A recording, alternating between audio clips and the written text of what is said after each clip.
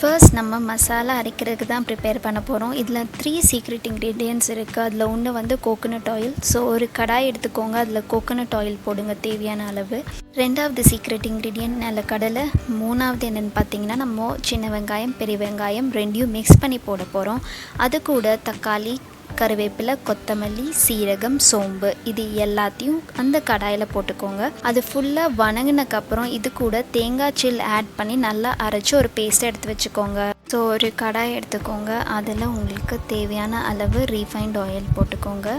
எண்ணெய் நல்லா சூடான பிறகு இதில் வந்து கடுகு போட்டுக்கோங்க. கடுகு நல்லா வெடிச்சக்கப்புறம் இதில் நம்ம என்ன போட போகிறோன்னா பிரியாணி இலை, ஏலக்காய், பட்டை, சோம்பு இதெல்லாம் ஃப்ளேவருக்காக நம்ம ஆட் பண்ணுற இன்க்ரீடியன்ட்ஸ்.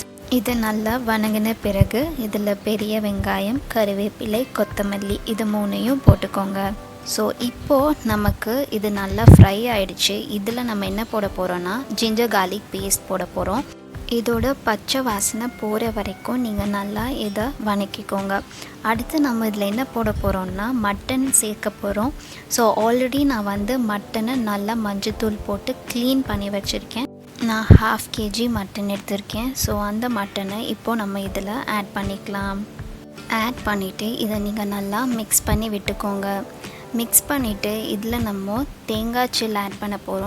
இதில் நம்ம 1/4 டீஸ்பூன் மஞ்சத்தூள், 1 டீஸ்பூன் மிளகாய்த்தூள், 1/2 டீஸ்பூன் மல்லித்தூள், 3 டீஸ்பூன் ஆஃப் கறி masala powder and 1/4 teaspoon of pepper எல்லாம் போட்டு நல்லா மிக்ஸ் பண்ணணும். அப்போ தான் அதோட ஃப்ளேவர்ஸ் எல்லாம் மட்டனில் இறங்கும்.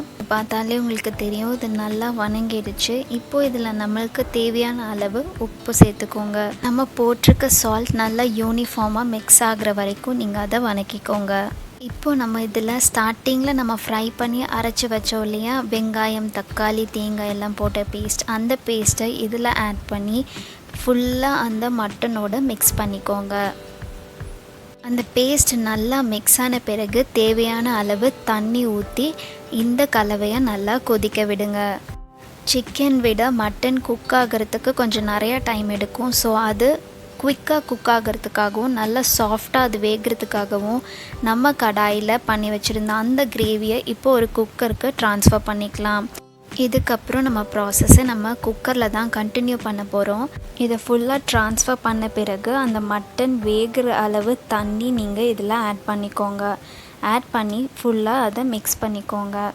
மிக்ஸ் பண்ணிவிட்டு டேஸ்ட்டுக்காக நம்ம 1 ஸ்பூன் ஆஃப் நல்லெண்ணெய் இதில் விட்டுக்கிறோம்.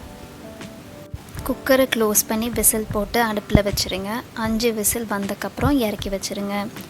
கொஞ்சம் நேரம் கழித்து ப்ரெஷரை ரிலீஸ் பண்ணி ஓப்பன் பண்ணிவிட்டு அடுப்பு பற்ற வச்சு குக்கரை வைங்க.